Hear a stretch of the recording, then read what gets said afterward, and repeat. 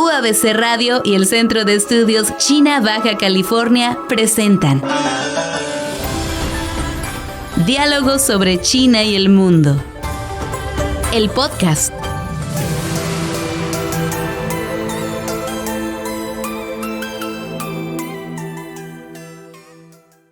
Bienvenidos, bienvenidas a un episodio más de Diálogos sobre China y el mundo, como siempre agradecidos. Y bueno, el día de hoy vamos a hablar de un tema muy especial.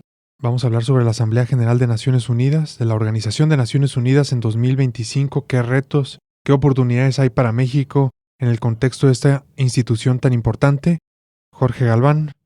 Hola André, un saludo a todos, a todas las personas que se toman unos minutos para escucharnos cada 15 días. Y pues efectivamente es un tema que no queríamos dejar pasar, ¿verdad? Es una asamblea como la que se da cada año con motivo de la conmemoración de la fundación de esta organización y que en este 2025 no fue la excepción, una asamblea controversial, ¿no? Dio para discutir, para analizar. Es una institución que ha sido bastante cuestionada, que de repente esperaríamos un rol más protagónico, más sin embargo, pues tiene ahí sus dificultades para seguir funcionando, ¿no? Sí, sin lugar a dudas. Jorge, una asamblea extraordinaria, diría yo, tanto por el lado de Estados Unidos como por lo que pasó con Israel, ¿verdad? Va a ser temas controvertidos. Sí, totalmente. Entonces le van a dar quizás una esencia muy particular a esta asamblea y que además la ONU ya tiene muchas críticas internas, externas, ¿no? Por los resultados, por la falta de procesos democráticos que muchos países del sur global han hecho en las últimas décadas. Entonces está ahorita en un momento de mucho cuestionamiento, ¿verdad? Así Sí. que es en ese contexto en el que se enmarca esta conversación. Hace unos días un medio internacional publicaba una nota que por título le pusieron ¿qué pasaría si el día de mañana la ONU dejara de existir? ¿Qué pasaría, Jorge? Sí, Según ese artículo. Digo, abordaban dos escenarios, ¿no? Por un lado, esta nota lanzaba o hacía un recuento, mejor dicho, de los temas que más se le critican y se le cuestionan a la organización. Y por otro lado, evidencia, ¿verdad?, que pues el mundo no estaría preparado en la actualidad para reemplazar o sustituir a esta organización con algún otro mecanismo de cooperación mundial en la actualidad. Uh-huh.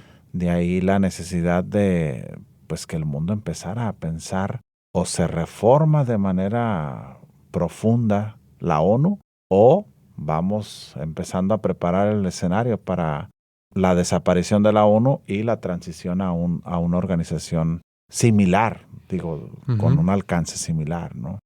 Ya, sí, es una institución muy cuestionada, como decíamos al principio. Su principal impulsor, financiador desde que se inició con este proyecto institucional a nivel internacional ha sido Estados Unidos, ¿no? Su sede está en Nueva York. Claro. Ni más ni menos, pero actualmente el gobierno de ese país está pues teniendo una narrativa muy fuerte hacia estos espacios de multilateralismo, acciones también, y se está cuestionando mucho, ¿no? Desde el impulsor principal, desde el país que más se había beneficiado de estos mecanismos, que más había promovido a nivel internacional después de la Segunda Guerra Mundial, y al mismo tiempo esta institución representa el orden global, ¿no? O lo que antes conocíamos como orden global. Entonces, si se va a transformar, pues estaríamos muy claros en que estaríamos ante un nuevo orden global, Sí. Jorge. De ahí nace tal vez cada vez un discurso más fuerte sobre la necesidad de reformar también las instituciones. Uh-huh. Estas instituciones son o datan pues del periodo de la Segunda Guerra Mundial. El mundo 80 años después es un mundo totalmente distinto. Liderazgos han ido emergiendo. El liderazgo protagónico del país que impulsó la fundación tanto de la ONU como, diríamos, Fondo Monetario Internacional, Banco Mundial, ya no es el mismo. Uh-huh. Y tampoco son los mismos intereses, diría yo. Claro. Entonces, de ahí yo creo que la urgencia, André, de que el mundo en esta recomposición y en este nuevo orden de las cosas, tuviera que empezar a diseñar un andamiaje institucional que permita soportar, ¿verdad?, de aquí al futuro, no sé cuánto tiempo, pero pues por lo menos sostener este nuevo camino que el planeta desea tomar, ¿no? Sí, sin lugar a dudas. Se necesita hacer muchos cambios en esta institución porque el mundo así lo está demandando, ¿verdad? Y el espacio que se creó hace 80 años ya definitivamente se ha vuelto cada vez menos útil, pudiera parecer, ¿no? Para muchos de los países, de los contextos que se involucran en esta institución. Entonces, cambios parece que sí tiene que hacer. ¿Cómo? Es la pregunta, ¿verdad? ¿Qué o dónde aplicar esos cambios? ¿Quién asumiría el liderazgo? Así es, hacer algo alternativo que se vaya incrustando a lo que conocemos como el sistema de Naciones Unidas, o detonar Naciones Unidas y empezar algo desde cero, que sería lo más viable, ¿no? Ante un mundo tan cambiante, cada vez más bélico, con Caótico. Un cambio climático también cada vez más intenso. Así que la respuesta no es sencilla, como se pueden imaginar. Y bueno, hablaremos entonces, Jorge, ¿quieres añadir algo más? No, vamos a arrancar. Bueno, cada año, tú lo decías al principio del podcast, se reúnen los líderes del mundo para hacer una reunión de alto nivel y después participar en la Asamblea General. Sí. En el mes de septiembre usualmente, que coincide con la fundación de esta institución. Y en esta ocasión, del 22, 23 al 29 de septiembre, fue esta Asamblea Mundial en la ONU, en Nueva York.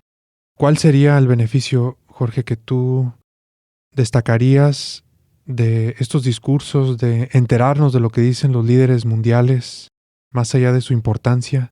¿Qué relevancia tendrá el que nos enteremos de estas narrativas que se hacen desde esta tribuna en específico? Sin duda reflejan cómo las posturas ideológicas y políticas en los países van cambiando, se van moldeando a los intereses del empresariado, de las oligarquías que son siempre grupos de poder que están detrás de los gobiernos de facto. En esta ocasión pudimos observar y comprobar una vez más cómo hay temas bastante cuestionables dependiendo de dónde lo estés tú escuchando, ¿no? Si por un lado el tema del genocidio, escuchas el discurso de los países del sur global, te vas a dar cuenta que va a ser una postura totalmente distinta a la que el propio presidente de Estados Unidos puede asumir al respecto, ¿no? Hablamos del genocidio en Palestina. Si contrastas la narrativa del liderazgo de los representantes de la Unión Europea, también te vas a dar cuenta que en ocasiones está muy alejado de la realidad que se percibe desde otras latitudes. Entonces, esto sin duda es benéfico, André. Siempre creo yo que es útil, ¿verdad? Si te quieres enterar las posturas de los gobiernos más importantes y de diferentes ubicaciones geográficas en el planeta, hay que por lo menos escuchar los resúmenes, ¿no? Uh-huh. Hay mensajes muy extensos en lo original, pero siempre los medios tratan de resaltar lo más relevante, aunque de repente las ediciones que puedan hacer pues pueden tener ciertos sesgos, y no hay que echarle un vistazo a toda esta controversia de la BBC y ese documental donde fueron acusados de editar, ¿no?, el mensaje que el propio Donald Trump emitió. Entonces hay que, en pocas palabras, atenderlo. Sin duda vas a aprender, vas a enterarte de cosas importantes, ¿no? Así es, Jorge. Entonces es beneficioso en muchos sentidos, ¿verdad? Permite enterarnos, ¿no?, de cómo están haciendo política internacional, interna también, los países, qué alianzas tienen entre ellos, pero también con estas cúpulas que hay dentro de cada nación, de cada sociedad. Entonces es importante, es una transmisión larguísima, ¿no?, la que al final queda subida en el internet, pero hay resúmenes, como dices, que tienen algunos riesgos, ¿no?, para enterarnos. Y bueno, se han planteado algunas posturas, decías, ¿no?, que se confrontan ahí. Por un lado, mencionabas el autoritarismo y el unilateralismo, ¿sí?, de parte de Estados Unidos, y una propuesta de apertura y de involucramiento de más naciones en Naciones Unidas, Jorge, del específicamente del sur global. Sí, insistieron mucho en ello. Aquí tal vez el discurso más controversial, por lo menos de los que yo le di seguimiento, fue el del propio presidente de Estados Unidos, Donald Trump, ¿no? Sin duda. A su estilo, fue un mensaje rudo, directo, ¿verdad? Sin muchos maquillajes, diría yo, crudo tal cual, en donde pues habla de muchas cosas que son bastante cuestionables siempre en la narrativa de Donald Trump, porque como que las deja muy sueltas y de repente la veracidad de dicha información o de datos que lanza siempre está en tela de juicio, ¿no? Hablaba, por ejemplo, de esta insistencia que no le alcanzó, por lo menos en este año, para ganar el Premio Nobel de la Paz al que tanto aspiró, de haber sido partícipe importante para la culminación de 7 conflictos armados en el mundo, ¿no? Y digo, bueno, que un presidente de Estados Unidos hable sobre la paz y digo, ya de entrada es algo medio controversial. También le lanzó fuertes críticas a la propia organización, estando en su tribuna y en sus oficinas, ¿no? Cuestionó mucho su papel. En pocas palabras, él dijo que ha hecho más por el mundo en estos pocos meses que tiene en su segundo mandato de lo que la propia ONU ha hecho al respecto, ¿no? Así es. También críticas muy controvertidas que hizo hacia la infraestructura, ¿no? Del edificio, por ahí hasta reclamos hizo sobre la contratación, no de sus servicios de construcción, sino de otro proveedor. Yo no conozco muy a detalle esas controversias, pero sintió que lo habían boicoteado ahí con ciertas cosas, ¿no? Las escaleras eléctricas. Exactamente, también hubo un reclamo. Así es, el teleprompter, el apuntador, qué sé yo, ¿no? Aprovechó ahí el momento para hacer algunos reclamos que pues, para muchos analistas se salió del lugar, ¿no? Estuvo fuera del lugar que hiciera esos comentarios allí. A mí me parece que es parte de su estrategia, Jorge. No sé cómo lo ves tú, ¿no? Como que a él le gusta eso de generar controversia, noticia, y esta manera es en cómo él lo hace, ¿no? Haciendo este tipo de discursos que molestan a algunos, ¿no? A otros les harán reír, eso. Es un mandatario que le gusta tener los reflectores, se siente cómodo con ello, se siente cómodo con una narrativa controversial que cause esta rispidez. Incluso su mensaje hacia los miembros de la Unión Europea fue muy rudo también. Hay que recordar que hace no mucho tiempo su vicepresidente, J.D. Vance, también tuvo un mensaje muy fuerte en contra de los europeos, ¿no? Sí. Aquí haciendo mención de pues toda esta controversia que le causa al propio discurso de Trump, la agenda verde que tanto se promovió por parte de los demócratas y de algunos otros gobiernos, sobre todo en la Unión Europea, ¿sí? Cuestionando su liderazgo, sus capacidades, ¿no? Sobre todo en el conflicto en Ucrania, ¿sí? Entonces, si te das cuenta, fue un discurso muy, muy enérgico a su estilo. Digo, de Donald Trump pocas veces lo vas a escuchar o a percibir como tranquilo, como mesurado, ¿no? Siempre es incendiar la tribuna en donde quiera que esté parado.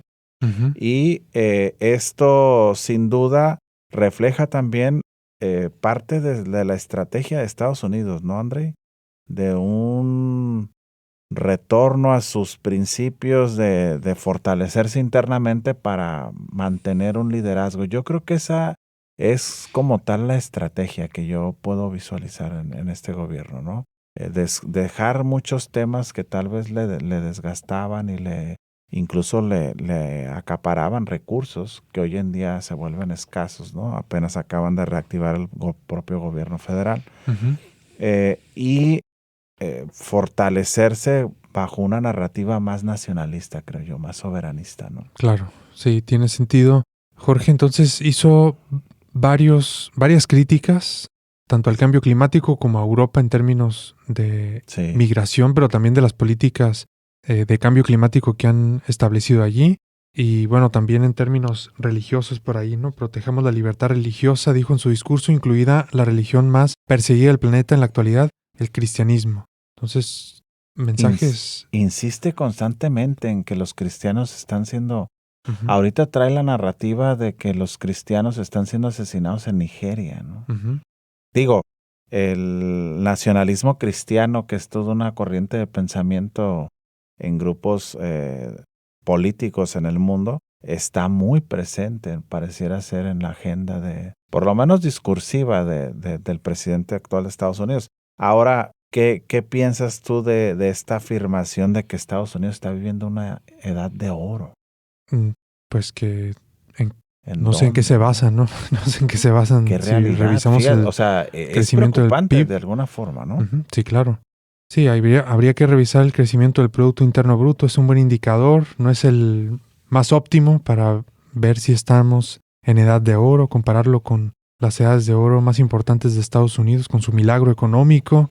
No sé en qué se basen, ¿no? Para hacer estas afirmaciones. Todos los planes que tienen, que decías hace un momento, de contraerse al interior del país, llevan tiempo y quizás no vayan a ocurrir, ¿no? Como mover a Apple de China a Estados Unidos u otras empresas que están ubicadas en la India, Sí, la en repatriación, parte de ¿verdad? Asia. Quizás no veamos que ocurra, ¿no? Porque los manufactureros decidan esperar antes de ceder, ¿no? A esto que no tiene mucho sentido económico. Jorge, entonces habría que ver cómo termina el año para ver si esto es edad de oro.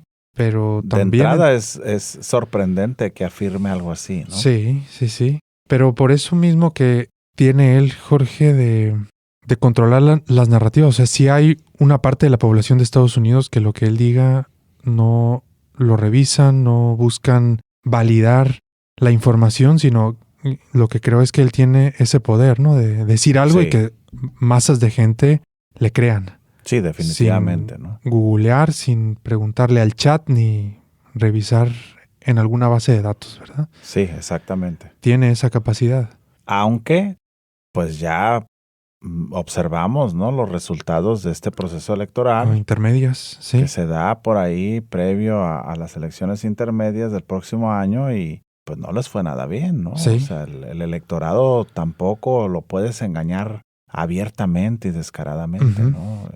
Sí. Empieza tal vez a ser un indicio, ¿verdad? De las percepciones que tienen los diferentes estadounidenses, que es un país multiétnico y multireligioso, ¿no? Un país muy diverso, étnicamente hablando, sobre pues los meses que lleva. Ni siquiera ha cumplido un año todavía de presidente, ¿no? Sí, sobre todo esta molestia que se vio en las urnas, ¿no? En esta última elección de varios estados, ¿verdad? Y Sí. también condados, De entiendo. una ciudad muy importante como Nueva York, ¿no? Ujú. Y también de decisiones, entiendo, ¿no? De demarcaciones, que yo no entiendo muy bien el sistema político estadounidense, pero también hubo por ahí una propuesta para las demarcaciones en Sí, California, entiendo. Sobre todo en California. Ajá. Todo esto, Jorge, o sea, me parece que la respuesta que estamos viendo, que es negativa o que está dando la espalda al partido que él representa, es por temas económicos, ¿no? Porque la inflación está comenzando a aumentar, el recorte del presupuesto al gobierno, ¿no? Y tantas personas que se quedaron sin trabajo, pero también que no había servicios públicos en general. Sí. Todo eso, esos temas económicos me parece que son de los más sensibles que el estadounidense puede decir, oye, esto no es lo que yo esperaba, ¿no? Sí. Y ahí es en donde quizás hay fallos importantes, ¿no? Entonces, otra vez, volviendo a la pregunta de la edad de oro, pues ahí está una respuesta interna, ¿no? Sí, totalmente. Vamos a ver qué ocurre el próximo año de cara a este proceso de elecciones intermedias. Lo cierto es que este tipo de cosas son las que a mí me hacen mucho ruido, ¿no? Que en qué realidad o de plano es un abuso del engaño, del discurso del engaño, ¿no? Que es muy preocupante. Digo, Claro. En esta era en donde el acceso a la información se tiene a caudales, ¿verdad? Poquito que tú indagues, poquito que le rasques, te vas a dar cuenta que definitivamente la realidad y el discurso de tu dirigente pues no concuerda con la percepción del ciudadano común y corriente, ¿no? Claro, sí, es un tema ahí muy interesante, ¿no? De sociología, antropología. No solo ocurre ahí. Sí. No solo ahí, ocurre así ahí. es. En México también tenemos Ujú. cada caso, ¿no?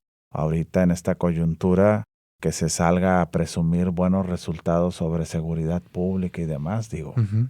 Sí, no. Sí, entonces los políticos en general son así. Así es, ¿verdad? así es, Jorge. Sí, pero bueno, este es un político muy único, ¿no? Claro. En su formación, en su experiencia. Bueno, vamos a revisar entonces posturas a tomar en cuenta desde México, desde América Latina.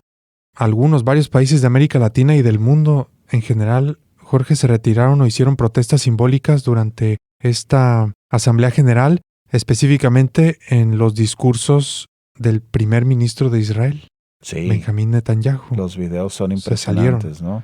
La mayoría Digo, de es la un sala. gesto, Sí. ¿verdad? De, pues, mandar una señal en grupo, ¿no? Sí. De desbandada a la hora de que el primer ministro asumió la tribuna y se iba a dar este mensaje que después obviamente realizó, pero las cámaras captaron, ¿verdad? Hay muchos videos ahí en la red que se empezaron a parar de sus lugares y a abandonar el recinto, ¿no? Sí.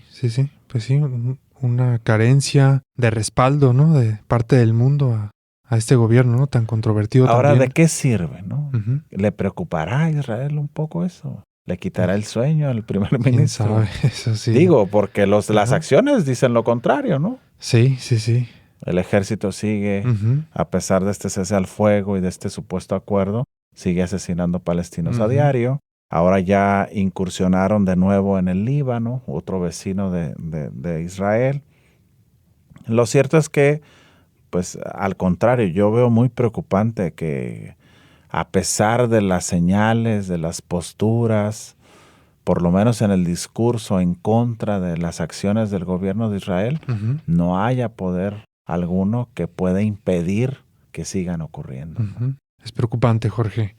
Sí. Bueno, por el lado de México, no asistió la presidenta Claudia Sheinbaum. Asistió nuestro canciller, Juan Ramón de la Fuente. Su discurso hizo énfasis en derechos humanos, mandando señales de este tema de Israel, Gaza, la no criminalización de la migración, también mensajes, diría, a Estados Unidos, el rechazo a sanciones extraterritoriales también hacia Estados Unidos, específicamente esta fue sobre comercio y también defensa de connacionales en el extranjero, ¿no? Entonces, mensajes tanto, diría, a Estados Unidos como al mismo Israel. ¿Cómo Sí. ves, Jorge, la participación de México?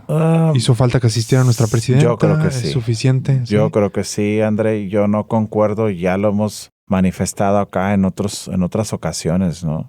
El expresidente Andrés Manuel López Obrador era un total ausente de ese tipo de eventos, Sí. ¿verdad? Desde mi punto de vista, eso no tendría que ser así.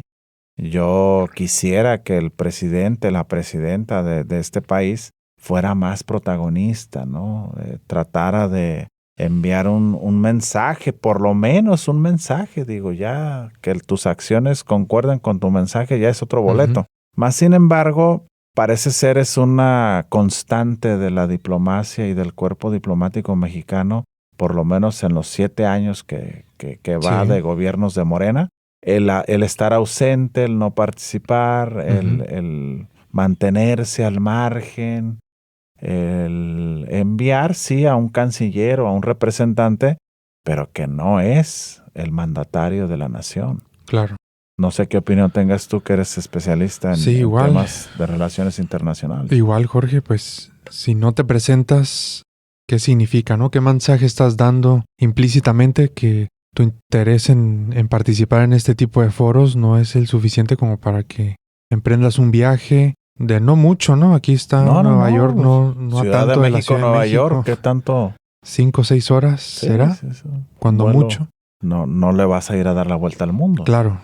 ¿No? Como en el G20, que también fue una ausencia de México reciente en Corea del Sur. Ahí, bueno, sí, hay un vuelo de más de 10 horas. Se pudiera entender. Tampoco es tan justificable. Estás hablando de una participación en un evento importante, ¿no? Así es. Entonces, sí, hace falta esa participación para demostrar también ese alto nivel, ¿no? Que hubo previamente, ¿no? Como decíamos, esta es la asamblea, pero antes hubo reuniones de alto nivel y ahí se puede aprovechar para reunirse con varios líderes del mundo hablar de intereses de México, llegar a acuerdos previos y después ya firmar o lo que tenga que hacer en eventos protocolarios, pero es un momento donde pueden aprovechar para generar lazos Ahora, a futuro. esto refleja, Andrei, el contrasentido de tal vez la recomendación en la que más se le insiste a nuestro país, que es la diversificación, Ujú, ¿verdad? sí. O que dices, bueno, no me importa nada que no tenga que ver cuando me tenga que reunir con los estadounidenses. Ujú, Pareciera ser, ¿no? sí. Lo demás es lo de menos, yo aquí me concentro Ujú, y voy a ponerle toda la carne al asador a partir del próximo año que inicien las rondas de renegociación del tratado. ujú. Sí, pero el tratado no es lo único, Pues ¿no? sí. Entonces yo creo que ahí sí, por lo menos mi postura es crítica, es cuestionable del por qué. Ahora no sé qué tanto pudiéramos exigir como ciudadanos de esta nación, pues una justificación de nuestra representante máxima, ¿no? Ujú, Oiga, ¿por qué se ausenta? ¿Cuál es su opinión, su postura? claro. ¿Verdad? Sí, sí, sí. Bueno, quizás sea muy repetitiva, ¿no? Al sexenio anterior sobre la política interna y su importancia más allá Ahora de la en externa. esta coyuntura, ¿no, André? Que el mundo vive, en esta recomposición que México no quiera ser partícipe. Ujú, Digo, para unas cosas sí levantamos la voz, ¿no? Y andamos ahí, pero tendría que ser en la gran mayoría, creo yo. sí, hace falta mayor dinamismo de nuestra principal dirigente, Jorge, en estos espacios internacionales. Bueno, por otro lado, muchos dirigentes de América Latina pidieron que el Consejo de Seguridad sea más representativo, con menos barreras para los países del sur. Jorge, el Consejo de Seguridad, aquí lo estoy leyendo de la página de Naciones Unidas, tiene 15 miembros y cada miembro tiene un voto. Sí. Pero sabemos que 5 de esos miembros son permanentes. Y 10 rotativos. Ujú, así es. Entonces, eso es lo que se busca ampliar, ¿verdad? Este Consejo de Seguridad es el que toma decisiones más importantes sobre paz y seguridad en el mundo, Sí. que hace recomendaciones, Muy autoriza criticable, el uso de fuerza. ¿no? Ujú. Muy controversial. Ahorita está un tema ahí que se acaba de someter a su votación, que es esta autonomía del pueblo saharaui ahí en África, en donde pues el propio Consejo apoyó la decisión la postura, mejor dicho, y el plan del gobierno de Marruecos al respecto, lo cual va en contrasentido de las recomendaciones internacionales que se han hecho para brindarle la autonomía a este pueblo y la autodeterminación, ¿no? Como ese hay un montón de ejemplos, ¿verdad? Lo mismo ocurre cuando se somete a votación alguna posible intervención militar de algunas de las superpotencias, ¿no? Se brincan al Consejo de Seguridad y no pasa gran cosa. De ahí esta insistencia, ¿no? De ampliarlo, pero no necesariamente con espacios rotativos, sino que fueran permanentes también, ¿no? Ampliarlo y permanencia también, Sí. Entonces es lo que se demanda. Si los miembros permanentes, recordamos, son China, Francia, Rusia, Reino Unido y Estados Unidos. Así es. Que tienen voz y voto, ¿verdad? Sí. Podemos Y poder decir. de veto. Y poder de veto, claro. Muy importante. Sí. Para la toma de decisiones y, bueno, implicaciones para México, Jorge, de su no participación, de los mensajes que envía en esta Asamblea de Naciones Unidas. ¿Cómo la ves? Pues de entrada, en resumen, no encontramos nada extraordinario. Es criticar la no asistencia de la presidenta, diría yo. El canciller abordó por ahí aspectos relacionados a la soberanía mexicana, sobre todo en las decisiones que tienen que ver con la política de combate al crimen organizado, volviendo a insistir en la no intervención desde Estados Unidos, que está por ahí merodeando, ¿no? Y amenazante. Se publicó hace unas semanas en NBC, un medio estadounidense, que ya algunos funcionarios de inteligencia en Estados Unidos declaraban estar listos para operaciones terrestres en territorio mexicano, ¿no? Con la justificación del combate al crimen organizado. Entonces, esta pareciera ser la principal preocupación actual del gobierno mexicano que el canciller llevó a la tribuna de la ONU, ¿no? Sí, como también son los temas de migración y comercio, ¿verdad? esta demanda de respeto ante estas medidas extraterritoriales, ¿no?, que se están tomando. Sí. Y ahí hay una autocrítica que podemos hacernos desde México, ¿no? Porque qué tanto estamos sosteniendo ese discurso con hechos al interior, Jorge, ¿no? Sobre temas migratorios, ¿no? Cómo estamos nosotros frente a las poblaciones migrantes del centro, sur de América, o de temas de sanciones comerciales o de aranceles, ¿no?, hacia otros territorios. Y el libre mercado, ¿dónde queda? Pues también ya le hemos dedicado un podcast entero a ese tema de los aranceles hacia otros países que no tienen tratado de libre comercio con México. Y es eso, ¿no? Es como... Sí, es controversial, ¿verdad? Sí, es contradictoria, así mejor es, dicho. no se encuentra una coherencia entre lo que se está mandando de mensaje para Estados Unidos, sobre todo, es lo que se entiende, y lo que estamos haciendo al interior, ¿no? Sí. Hay mucho trabajo que hacer. Yo he cuestionado eso, André, que ahorita que lo acabas de mencionar, de que el discurso del gobierno mexicano respecto a los migrantes hacia afuera es uno, y las acciones y la escasa política o planificación para abordar el tema al interior es totalmente otro. Sí. Totalmente otro, ¿no? Así es. Sí lo es. Jorge, y me parece también importante destacar la capacidad que podría tener México en todo este espacio, ¿no?, de comunicación que es la Asamblea General de Naciones Unidas, porque es una economía importante. El mundo reconoce a México como una nación económicamente importante, estratégica también para el norte de América. Todas esas ventajas competitivas y comparativas que tiene nuestro país, me parece que lo pueden hacer ser un engranaje interesante entre los países del sur global y los del norte, ¿no? O sea, Estados Unidos y todos estos que representan este grupo selecto del Consejo de Seguridad, pudiera ser un país que tiene esa capacidad, tiene esa historia diplomática para mover engranajes de esta máquina. ¿Pero qué será, oxidada? André? Una estrategia dirigida desde otro lugar. Pero sin decir nombres que México, apacíguate, no me levantes polvo aquí, porque ya tiene muchos años. Sí. México en el siglo pasado era un líder en la región de América Latina. Claro. Hay que recordar que México está en el top 15 de economías más grandes del planeta. Sí. Somos el país con el mayor número de personas hablantes del castellano. Sí, somos la segunda economía más grande de toda la región de América Latina. Somos socios comerciales de todavía la economía más grande del mundo. Pertenecemos al segundo bloque en importancia más grande del planeta, el del norte de América, solo después de la Unión Europea. Es decir, tenemos un montón de cosas o estrellitas en el pecho. Claro. ¿Por qué agacharte? ¿Por qué esconderte? ¿Por qué ausentarte? ¿Por qué ir con discursos tibios, con posturas tibias? ¿Por qué no decantarte? ¿Por qué? O respaldar, ¿no?, a tu socio y decir, sí, efectivamente, estamos con ellos. Pero ni uno ni otro. Entonces, creo yo que todo eso es la crítica, que por lo menos yo puedo lanzar, ¿no? Así es, Jorge, sí. Mucho potencial diplomático para moverse en estos espacios, para cambiar parte, ¿no?, de esta institución que tiene muchas críticas a lo largo de sus décadas de historia, pero que hoy se han sumado, y este aniversario 80 de la ONU, pues ha sido un momento oportuno para algunos, ¿no? Que, no sé, ahí luego nos obsesionamos mucho con el cero, ¿no? Ahí cuando se cumplen décadas de algo, ya queremos hacer un balance, pero bueno, más allá de eso, se ha aprovechado esta coyuntura para hacer un balance, ¿no? De qué tan útil es esta institución y que México esté desaprovechando esta coyuntura de cambios, sin lugar a dudas, ¿no? Esto es claro, ¿no? La institución necesita cambiarse, se ha ido modificando en los últimos años, no es suficiente. ¿Qué va a pasar al respecto?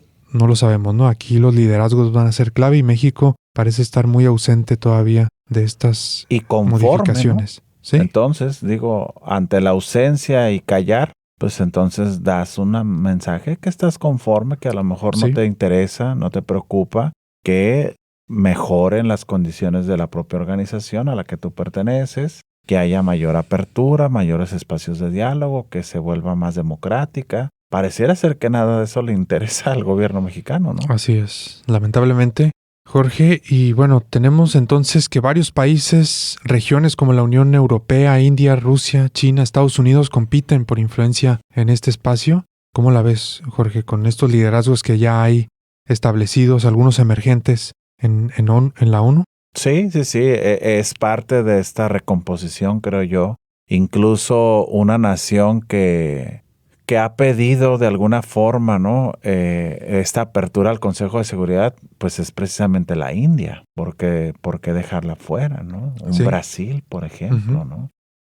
Sin duda, Estados Unidos sigue siendo un líder importante. Ya lo decías tú atinadamente, pues quien pone el dinero pesa. Y Estados Unidos históricamente ha sido el principal financiador de la organización. Ahí va mi crítica hacia gobiernos con capacidades financieras como el chino, por ejemplo, ¿no? Donde creo yo tendría que asumir un rol más protagónico, liberando recursos y diciendo, aquí va. Uh-huh. O tampoco les interesa, pero pues no hay una alternativa, ¿no? Se han descuidado temas importantes, André. Hay que recordar que el gobierno de Estados Unidos cortó fondos para la propia UNESCO, ¿sí? Para la UNICEF. O sea, son los brazos tanto de la parte educativa y científica como la parte humanitaria, sobre todo para la niñez en el mundo, que han dejado de operar ciertos programas, han dejado de tener cierta presencia, sobre todo en regiones que adolecen de esta asistencia, ¿verdad? Debido a que el gobierno de Estados Unidos dijo, no va más el dinero y no va más. Pero Sí. tampoco nadie levantó la mano para decir, ok, yo voy a empezar a cooperarte aquí. Uh-huh. ¿Verdad? Sí, es muy interesante lo que dices, Jorge. Habría que estudiar bien la estrategia china, ¿no? Hacia la ONU, su participación, su búsqueda de liderazgo, porque que no haya levantado la mano para decir yo financio, ¿no? La institución y estos vacíos que está dejando Estados Unidos es raro, ¿no? En un país que ha levantado la mano para dirigir la globalización, ni más ni menos, ¿verdad? Seguramente tienen sus razones. Sí, aquí hay estrategia, sí, seguro. Totalmente.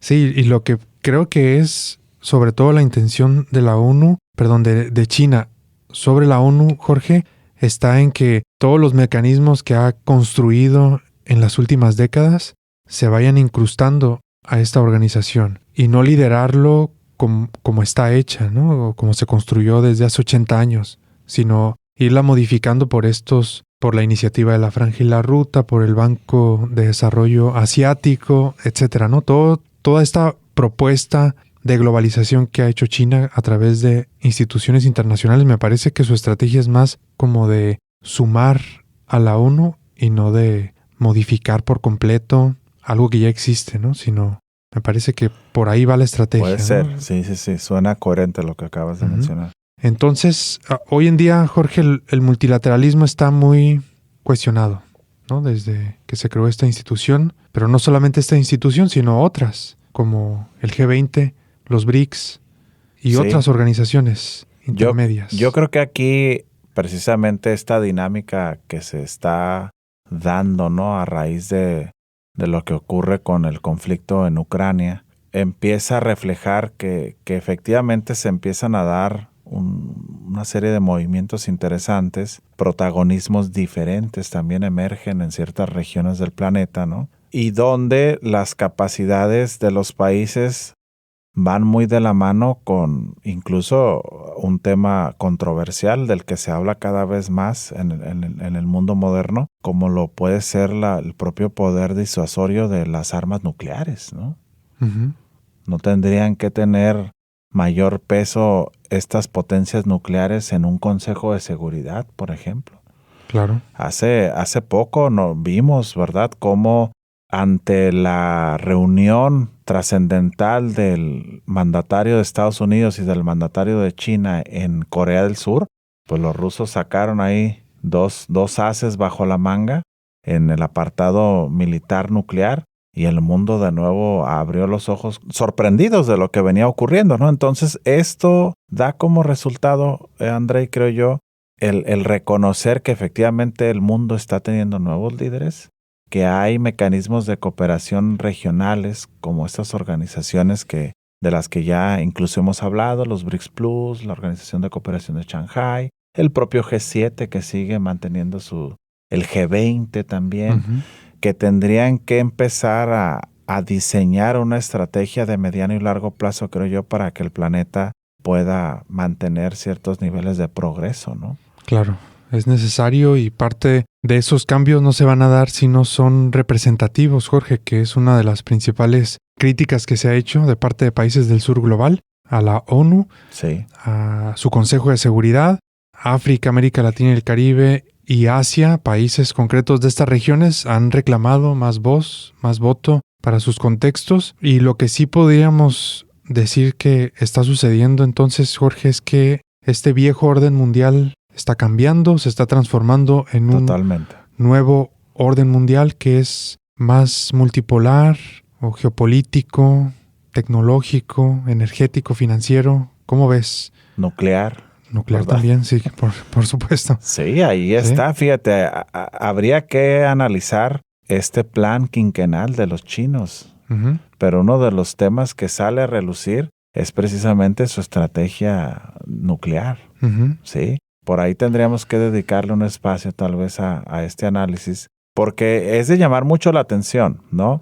Hay una postura que cada vez cobra mayor fuerza, donde dicen que precisamente, incluso desde Rusia, yo lo leí en un medio ruso, que señalan que el mundo tendría que estar agradecido hoy en día de que Rusia haya avanzado tanto en términos nucleares y haya mostrado estas capacidades con nuevos misiles hipersónicos y estos drones submarinos, ujú. porque precisamente esa es la mayor aportación para evitar una tercera guerra mundial. Ujú, Sí, que es esta famosa paradoja de las capacidades nucleares, ¿no? ujú. Entre mayores capacidades nucleares los países tengan, mayor poder disuasorio pueden ejercer sobre otros, lo que en teoría, de acuerdo a las posturas de esta paradoja, evitaría un conflicto mundial. Entonces yo creo aquí que toda esta recomposición geopolítica, ¿verdad? Militar que se está dando es una señal notoria que el mundo está cambiando. Sí, sin lugar a dudas. Jorge, vamos a ver qué cambios se vienen en los próximos años, próximos meses, que el mundo está cambiando rápidamente, porque de este tema en particular, la respuesta de Estados Unidos fue, vamos a revisar nuestro programa nuclear, ¿no? Y a realizar Sí. ejercicios Sí, nucleares. entonces, Tienen más de 30 años que no hacían ejercicios nucleares. sí, así es. Ya nos vamos a enterar entonces, Jorge, los cambios que propone China son muy interesantes también. Tiene su Banco Asiático de Inversiones y de Infraestructura, tiene la iniciativa de la Franja y la Ruta. ¿Qué cambios podrá hacer China ante todos estos reclamos que tiene la ONU? ¿Se adaptará? ¿Qué cambios haría en la ONU si China ahora es el principal financiador, ¿no? Es una pregunta muy interesante que no Sí. tiene una respuesta sencilla, porque de que habría cambios, ¿no? Si el líder ahora deja de ser Estados Unidos y comienza a ser China, habría cambios Seguramente. en la organización, en cómo se toman decisiones. Es muy interesante, ¿no? De pensarlo, Jorge. Sí. Ujú. ¿Le interesa Sí, cómo lo tomaría el mundo? sí. Sí. Si el mundo criticaría ahora a ese nuevo poder unipolar, ¿no? Ujú. O una potencia que jalara hacia sus intereses o de plano, tal vez por eso el propio liderazgo chino ha decidido mantenerse un poco al margen. Ujú. No hacer lo que tanto has criticado Claro. del líder, ¿no? Ujú. Tal vez puede ser, es un tema muy complejo. Sí, Sin sí. duda, ¿no? Necesita una revisión detallada sobre escenarios posibles, ¿no? De que Sí, China liderara esta institución tan importante. Y bueno, recapitulemos, Jorge, estamos ante una extraordinaria Asamblea de Naciones Unidas en 2025, cumpliendo 80 años de vida de esta institución. No fue una reunión solo diplomática, Jorge, sino No, también no. vimos tensiones, reclamos y muchas dificultades para este nuevo mundo, ¿no? Que se está planteando, esta transición que estamos viviendo. es esa fiesta familiar que organizas con antelación Ujú, para una fecha importante, pero que asisten algunos miembros de la familia que ponen la fiesta, como ujú. decimos coloquialmente, patas para arriba, ¿no? Sí. Y la cosa no resulta del todo como tú lo esperarías. Ujú, Eso ocurre, parece ser, en retrospectiva, con estos discursos, con estas posturas. Lo cierto es que, como siempre lo recomendamos, Andrei, es un tema que hay que darle seguimiento, ¿no? Hay que Ujú. informarnos, hay que estar atentos, porque aquí se delinean muchos de los temas futuros para el planeta. Así es, Jorge. Y por el lado de México vamos a tener pues una participación no del más alto nivel que esperaríamos, que quisiéramos, ¿no? De parte de la presidenta, sino del secretario de Relaciones Exteriores. Y eso pues nos hace concluir que México tiene enormes retos internos, discursos afuera que no son representados por el más alto nivel y contradicciones muy difíciles de asumir, Jorge. Así es, totalmente de acuerdo. Bueno, un gusto platicar entonces de Naciones Unidas. ¿Ustedes qué piensan sobre esta reunión? ¿Vale la pena que siga existiendo la ONU como la conocemos hoy? ¿Qué cambios ustedes creen que son los más importantes que debería de vivir esta institución? Bien, Jorge. Pues los escucharemos por ahí, ¿no? Sí, los leeremos. Y pues un saludo y un abrazo a todos y a todas. Gracias, hasta luego. Diálogos sobre China y el mundo, el podcast. Una colaboración entre UABC Radio y el Centro de Estudios China Baja California. Disponible en Mixcloud y Spotify.